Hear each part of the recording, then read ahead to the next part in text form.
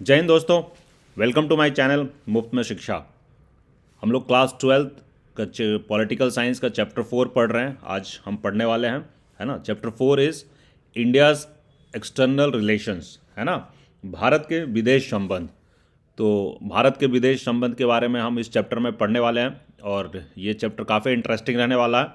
इसमें हम काफ़ी कुछ देखेंगे जो आप लोगों को अच्छा लगेगा। लाइक कारगिल वॉर के बारे में भी थोड़ी सी जिक्र आएगी और इंडिया की जो रिलेशनशिप रहे हैं with Pakistan, with China. So all those things we are going to study, है ना। So let's enjoy the chapter, have fun. ठीक है। सो पहले हम उससे पहले देखते हैं कि इस चैप्टर में फाइनली हम क्या क्या पढ़ने वाले हैं, है ना। So first thing which we are going to study is the international context that shaped India's external relations, है ना। भारत के विदेश संबंधों ने किन अंतर्राष्ट्रीय परिस्थितियों में ये आकार ग्रहण किया है, हम ये पढ़ने वाले हैं, है ना। इंटरनेशनल कॉन्टेक्स्ट, है ना। जिस अंतर्राष्ट्रीय परिस्थिति में भारत के जो विदेश नीतियां हैं, विदेश संबंध है, वो बने हैं, वो आकार लिए हैं, तो इसके बारे में हम पढ़ने वाले हैं। नेक्स्ट पढ़ेंगे the operational principles that inform the countries foreign policy, है ना। भारत की विदेश नीति किन सिद्धांतों से निर्देशित है ना। ऑपरेशनल प्रिंसिपल, है ना, that inform the India's foreign policy. Bharat की विदेश नीति किस सिद्धांतों पर आधारित है ना। The the history of India's relation with China and Pakistan. तो चीन और पाकिस्तान के साथ भारत के रिश्ते कैसे रहे हैं, हम ये भी थोड़ी सी पढ़ेंगे। इसका भी एक झलक है, काफ़ी इंपॉर्टेंट पार्ट है और इस चैप्टर में काफ़ी डिटेल्ड में इसमें वर्णित है। द लास्ट टॉपिक जो हम पढ़ेंगे, the evolution of India's nuclear policy. Bharat की परमाणु नीति का उद्भव किन स्थितियों में हुआ है ना। परमाणु नीति, India's nuclear policy. So the first topic is international conflicts, है ना। अंतर्राष्ट्रीय सॉरी कॉन्फ्लिक्ट्स मेरे जुबान पे आ गया, इंटरनेशनल बोलते हैं but that's wrong. International context, अंतर्राष्ट्रीय संदर्भ, है ना। इंटरनेशनल कॉन्टेक्स्ट, अंतर्राष्ट्रीय संदर्भ के बारे में हम समझते हैं। India was born as an independent nation state in a very trying and challenging international context.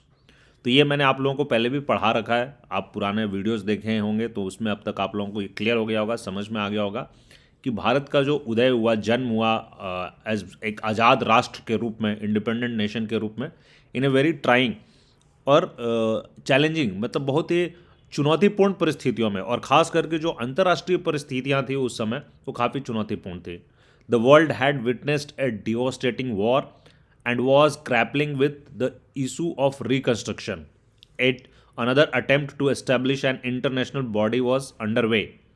Many new countries were emerging as a result of the collapse of the colonialism, and most new nations were trying to come to terms with the twin challenges of welfare and democracy.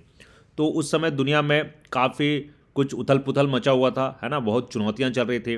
वो उस समय दुनिया में recently world war खत्म हुआ था, second world war खत्म हुआ था, एक डिवास्टेटिंग वॉर उस समय जस्ट तहस नहस करने वाली एक जंग, वर्ल्ड वॉर, विश्व युद्ध खत्म हुई थी, है ना।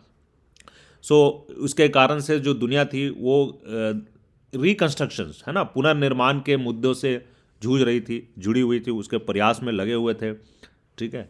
इसके साथ another attempt was made to an एक अंतर्राष्ट्रीय बॉडी, है ना, यूएन जैसी एक बॉडी का स्थापना हो चुका था, बट उस बॉडी को एक बेसिकली टिथ दिया जा रहा था, उस बॉडी को ताकतवर बनाने का, उस यूएन जैसी बॉडी को एक एक्चुअली में पावरफुल बॉडी बनाने के लिए एक प्रयास किया जा रहा था। बहुत सारे कंट्रीज़ कॉलोनियलिज्म से आज़ाद हो रहे थे, है ना। बहुत सारे कंट्रीज जो उपनिवेशवाद के शिकार थे, उनके उपनिवेशवाद के कारण वो किसी दूसरे कंट्रीज़ के कॉलोनीज थे, तो कॉलोनिज्म, उपनिवेशवाद का खत्म हो रहा था और उसके कारण बहुत सारी कंट्रीज़ आज़ाद हो रहे थे, है ना।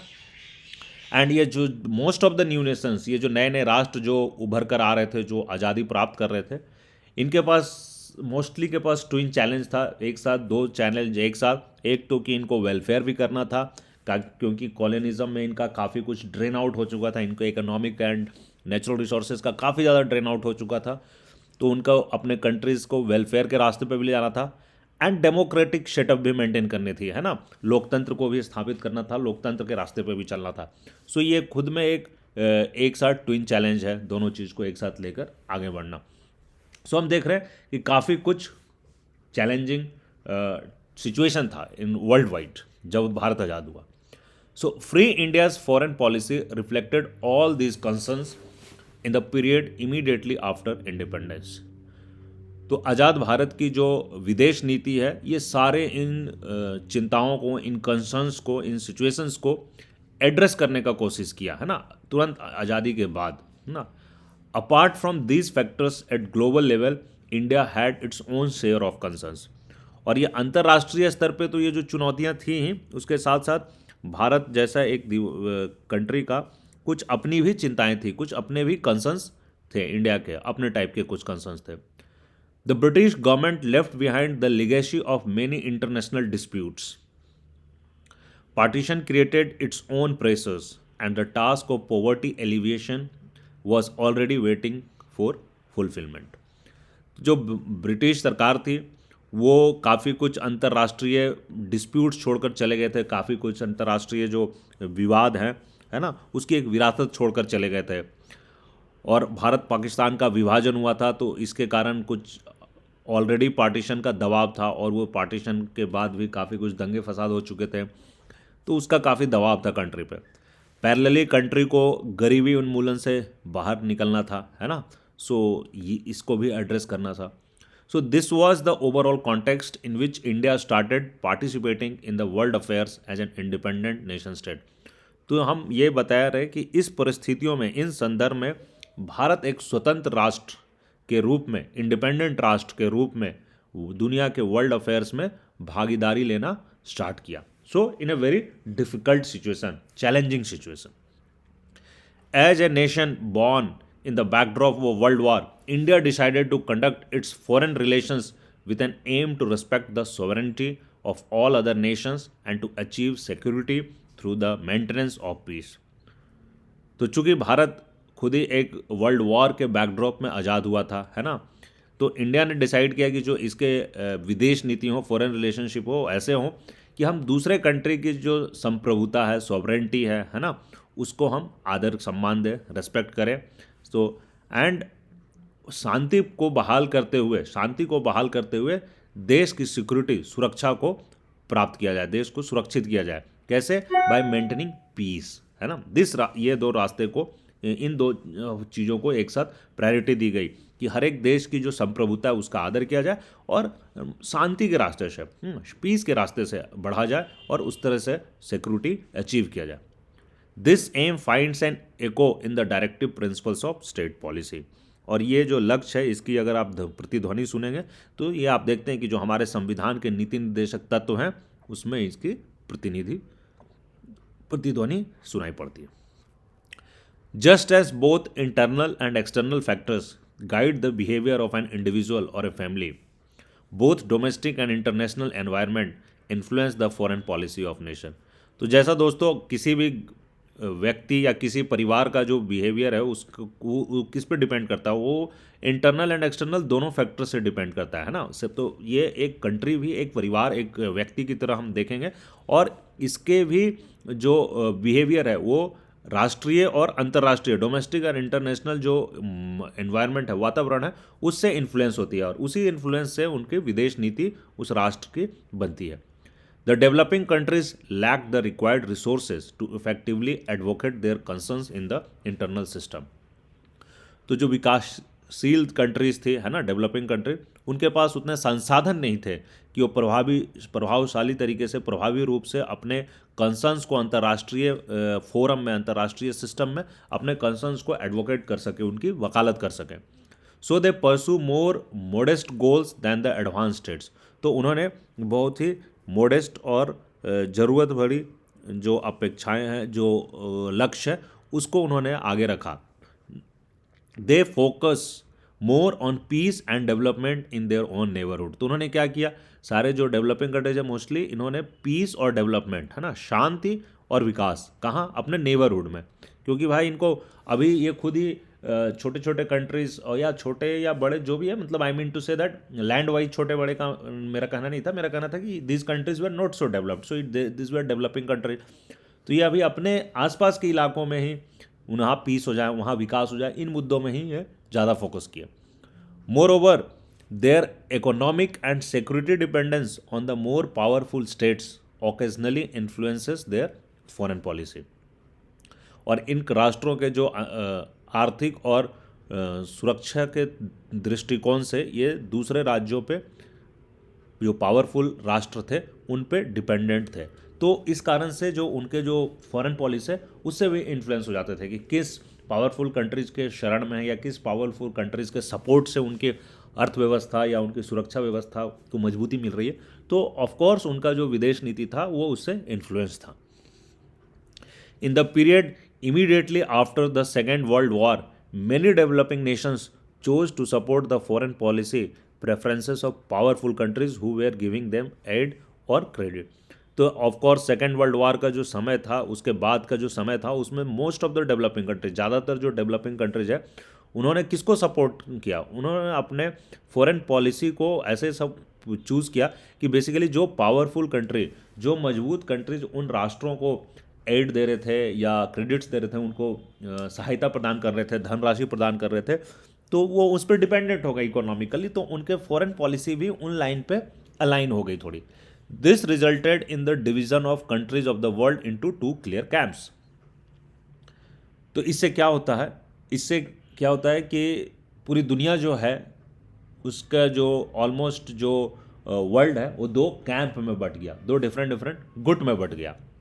One was under the influence of United States and its Western allies, and other was under the influence of the then Soviet. क्या हुआ? एक गुट किसका? जो यूनाइटेड स्टेट्स, संयुक्त राष्ट्र अमेरिका है ना, और इसके जो पश्चिमी एलाइज थे, तो उन राज्यों का एक गुट था, वेस्टर्न ब्लॉक्स है ना, वेस्टर्न कंट्रीज। और दूसरा गुट किसका था? उस समय जो सोवियत संघ था, सोवियत यूनियन, ईस्टर्न ब्लॉक, तो इनका एक गुट था। तो वर्ल्ड इसी दो गुटों में बंटना स्टार्ट हो गया। There was also the experiment called non-aligned movement in which India had played an important role. But यहाँ भारत एक अलग दिशा में चल पड़ता है और भारत एक इम्पॉर्टेंट रोल प्ले करता है, नॉन अलाइंड मूवमेंट है ना। सो नाम के नाम से जाना जाता है, NAM, नैम। सो नैम के नाम से जो जाना जाता है, इसमें बेसिकली कि ये किसी भी गुट की तरफ अलाइन नहीं होगा, है ना, इसमें गुट निरपेक्ष रहेगा। सो इसको हम लोग गुट निरपेक्ष आंदोलन भी कहते हैं, नॉन अलाइन मूवमेंट। तो इंडिया इसमें बहुत इंपॉर्टेंट रोल प्ले करता है। However the end of cold war change the context of international relations entirely. But शीत युद्ध जब समाप्त हो जाती है 1990 में, जब सोवियत यूनियन का विघटन होता है और रशिया और अन्य कंट्रीज बटकर निकलते हैं, तो धीरे धीरे सोवियत यूनियन का थोड़ा वर्चस्व कम हो जाता है और कोल्ड वॉर जो है वो समाप्त हो जाता है। तो कोल्ड वॉर समाप्त होने के बाद जो अंतर्राष्ट्रीय रिलेशनशिप्स हैं, इसका जो संदर्भ है वो काफ़ी बदल जाएगा, क्योंकि अब दो गुट नहीं रहे। पहले यूएस और सोवियत यूनियन दो डिफरेंट गुट थे, अब एक गुट हट गया, तो अब दो गुट रहा ही नहीं। तो नॉन अलाइंड जो भारत गुट निरपेक्ष वाला जो पॉलिसी चलाया, वो कोल्ड वॉर के बाद थोड़ा इसका कॉन्टेक्स्ट चेंज हो जाता है। But when India achieved its freedom and started framing its foreign policy, the cold war was just beginning and the world was getting divided into this two camp. तो बाद में तो 1990 के बाद जब विघटन हो गया USSR का, तब तो ये चीज़ें चेंज हो गई।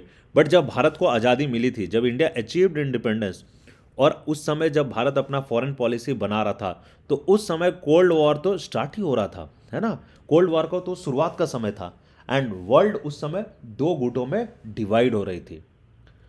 So did India belong to any of these two camps in the global politics of the 50s and 60s? तो 50 के दशक और 60 के दशक के जो दो गुट थे, है ना, जो उस समय ग्लोबल पॉलिटिक्स में, अंतर्राष्ट्रीय राजनीति में जो पॉलिटिक्स दो कैंप थे, दो गुट थे, क्या भारत किसी का हिस्सा था?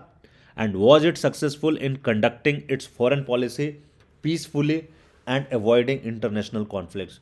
और क्या ऐसा सफल था, ऐसा सक्सेसफुल था, ऐसा हो सकता था कि हम अपनी जो फॉरेन पॉलिसी है, विदेश नीति है, वो ऐसा बनाए जो शांतिपूर्ण तरीके से चल सके और वो कोई भी अंतर्राष्ट्रीय कॉन्फ्लिक्ट है उससे बाहर हो जाए?